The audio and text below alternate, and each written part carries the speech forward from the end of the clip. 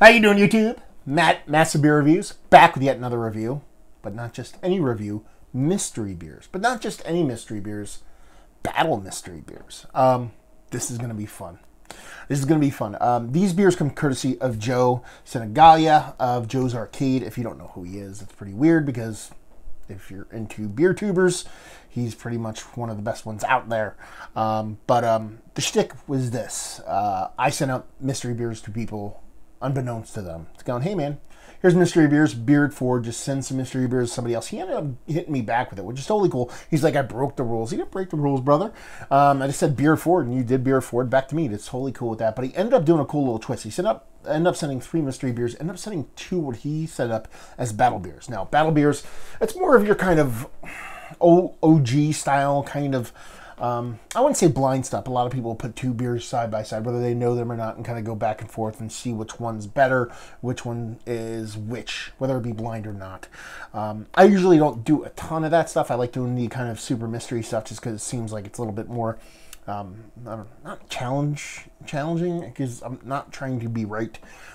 It's just more my groove. But to actually do it together is pretty cool, so I'm actually really excited they sent them back. And it messes with your head a little bit more. There's little extra levels of fuckduggery going on inside your head, because you don't know. Are they the same beer?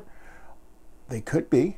Are they the same beer, but one's a little bit different? One has a little bit more of a hop presence. One has a maybe single hop version. One may be an imperialized version of the other. Or they could be totally different things. I have no idea. They could be chiladas for all I know.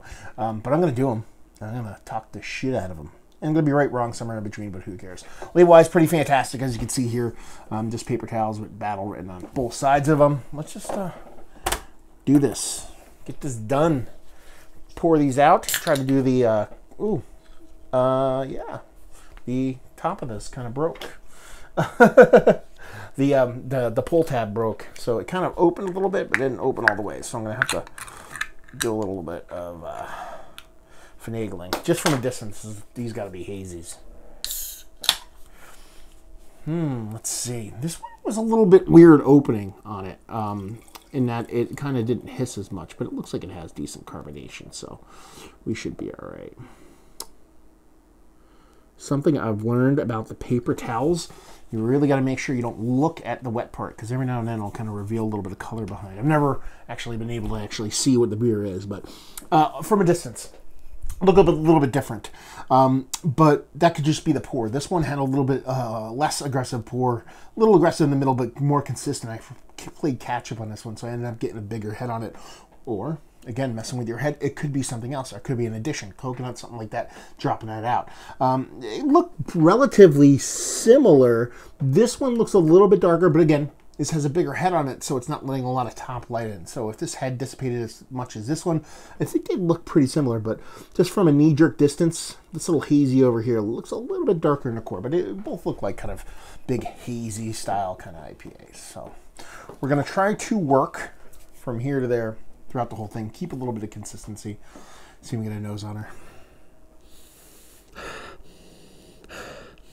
Yeah, it's peach mango for days. That's what it is. It's a big hazy peach mango, rich, like not like overly sweetened, but overly ripened to the point where some of that sweetness is kind of dropping out, almost to the point where the fruit's kind of getting a little bit fermented.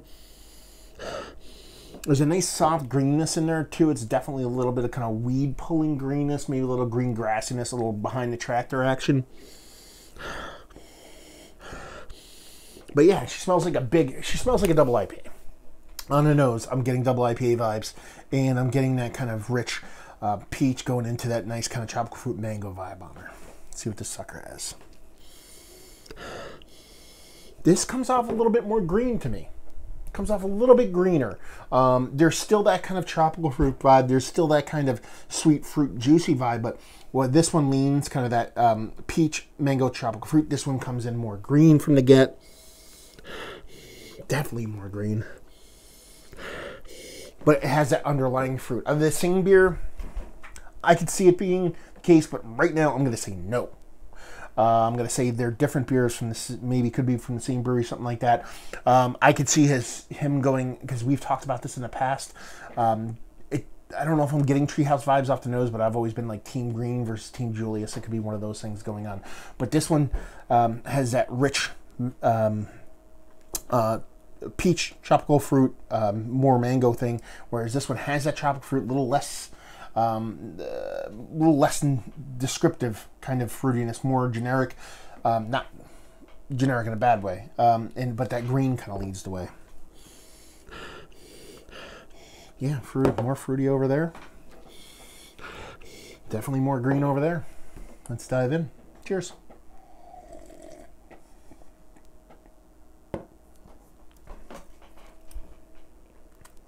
Yeah, you're definitely getting pretty much what you're getting on the nose. You're essentially getting over here. You're getting that rich tropical fruitiness. Definitely, we have to be in double IPA range here. Big, rich mango, peach, medley of delicious fruit, juicy awesomeness with a nice kind of green background to it.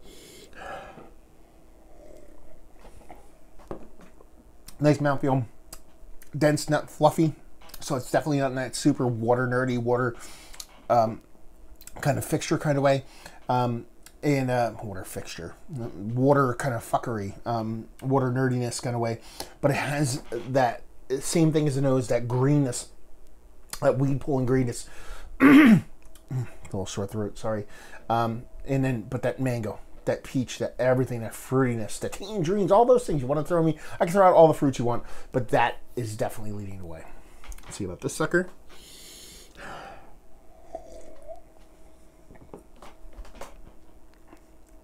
Yeah, different beers. They have to be different beers. This one comes off a little bit, that green portion of the show is bigger, and it's definitely like tomato stocky, a little bit of smoke and weedy kind of green. But in the fruit portion of the show, again, like I said, on the nose, it kind of follows, for me at least, it follows almost distinctly on the nose. Exactly what both of them are doing in the nose, they're doing in the actual taste. And it's giving that kind of fruit medley thing across the board. Biggest departure here, I'm getting this, like I like to call it, and it's something I picked up a lot on Foam Brewing and a couple other breweries, this kind of seltzer water, kind of prickly kind of vibe to it.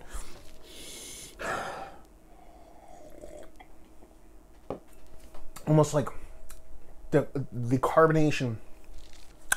I said this before, my foam ones, but to reiterate and rehash or whatever you want to call it. Foam beers, especially their canned ones, tend to come off like the flavors of seltzered water. And by that I mean, if you ever drank seltzer water, flavored seltzer water, you get that kind of flavor of whatever they're trying to do with that seltzer water in the peripherals. But you get this kind of, it's not sulfur. I don't know what the right word I was trying to use. I was using quinine before, but it's more of a mineral water carbonated kind of sting to it. It's like a bite to it. It's a prickliness to it. And that's kind of what I'm getting on this one. They taste relatively similar, but that carbonation difference kind of really makes me think they're totally different breweries.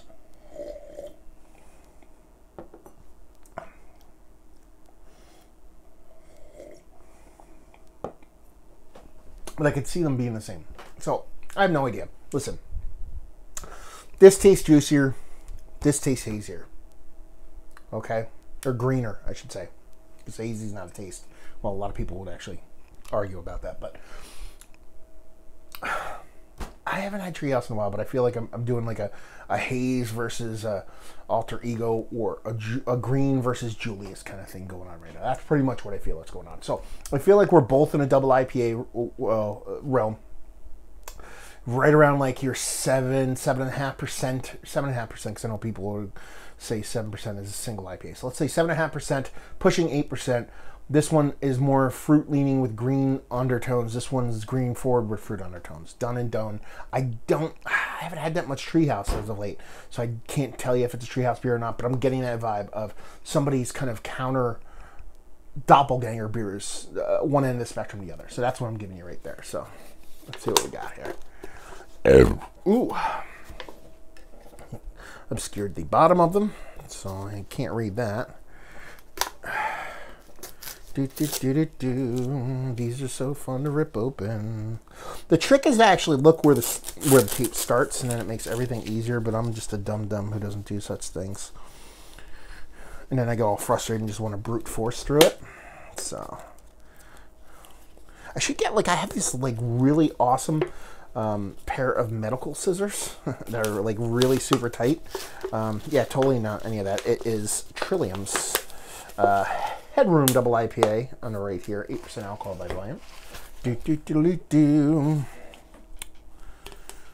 Hopefully it's a different brewery, because that carbonation thing did it for me. Did a little bit different to me. Okay, so you're doing a little bit of monkish stuff. Bomb automatically. I have actually, I don't think I've ever had any of these beers. 8% alcohol by volume on this, so, you know, 7.5% to 8%, I'm fine with that. This one comes at 8.3, so much around the same. You're not actually getting any kind of information about the beer on the side of this one. I don't think they're going to give you much here either. Brewed in Massachusetts. One of my favorite. I've had Headroom. Is Headroom, was that like a single IPA and they made it a double IPA? Because I remember this. Maybe I'm just kind of, no, I haven't had it. I just always loved this label because I used to be a DJ back in the day for many years. So that's kind of why it digs on me. So like I said, I was kind of like leaning in the direction of being the same brewery, different beers. But these kind of have like land to me. And to be perfectly honest with you, I don't know what these beers taste like. I've never had them before, so I don't know if I'm right or wrong. Not that I'm going to be right or wrong anyway. It's what I taste is what I taste. And that's the whole point of the whole mystery beer thing. And what I actually talked to Joe about, and I talked to a couple other people about it, and other people like, oh, I failed on that one. Be like, you didn't fail, man. Whatever you taste, you taste. And that's kind of one of the fun lessons you learn when doing these kind of mystery beers. But it was fun kind of back and forth. But like I said, this has this kind of, that more fruit forward leaning with that green on the side. This is definitely leaning more kind of green forward. Yeah, I gotta hold the cans like this, right? Joe does this thing where he always holds the cans up the side. You gotta go like this. So that's your Headroom. That's your bomb automatically. How do I do this? I don't know. It's science. But yeah, it was fun. You know what I mean? That's what I like doing. I like having fun with the beers. Trying to go back and forth, and it kind of shows you the mindset you kind of go into.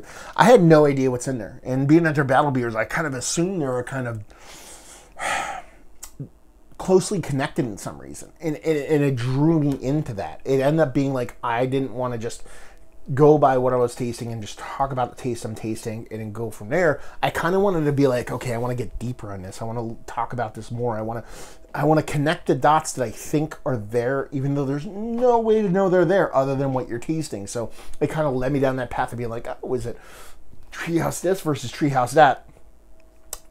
Just goes to show you. Your mind plays tricks on you, even when you don't know what's going on. But anyway, they're fun. So let's talk about it.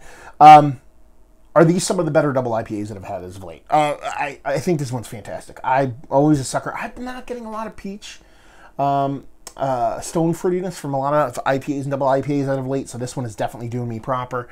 I like the green, the way it's showing up in this beer, so this one actually is doing me really, really well.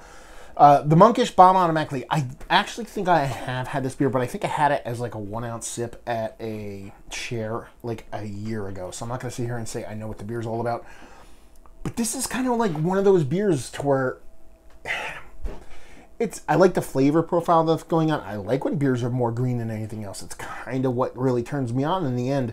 But it's that kind of prickly seltzer water kind of aggressiveness, that water minerality thing that just doesn't do it for me. And I get that, like I said, I don't know if it's like that always with these kind of monkish beers, or if it's just kind of it's the way some people kind of do their kind of water when it comes to their beers. But I get it from foam, and I get it from these guys. Now, is it a salinity thing? Is it in the water? Not, I don't know. I have no idea. I'm not a brewer, but I tend to get that. So, well, the flavor profiles of this are the stuff I really enjoy. It's the way that kind of prickliness kind of comes off. It just doesn't work for me. Whereas this one, it's giving me flavors I really dig, but it's giving me the mouthfeel to follow. So, pretty tasty stuff, fun stuff, and I dig it. No idea about value and availability. Brewery only, pretty much across the board. And cost, no idea. And leave you with, if you like what we like these. If you like the big double IPA hazies, because that's pretty much what you're going to get here. So, if you like the hazies, you'll like these. There you go. Another review in the books. mystery beer, mind you, battle mystery beers. So thank you very much, Joe. I super appreciate it, dude. Super fun to kind of go into this and wiggle through this and trying to find my way in and out of it. So hopefully I get to do these again. Maybe I'll send some back to you, buddy. Who knows? And hopefully you guys enjoyed me reviewing these. If you want to check me out doing the social media stuff, Beer Massive. You can check me doing the whole podcasting stuff at Beer Massive. Massive Beers for the social media stuff. And hopefully you guys enjoyed the review. Hopefully enjoying these little battle beers right now. And hopefully see you next time. Cheers.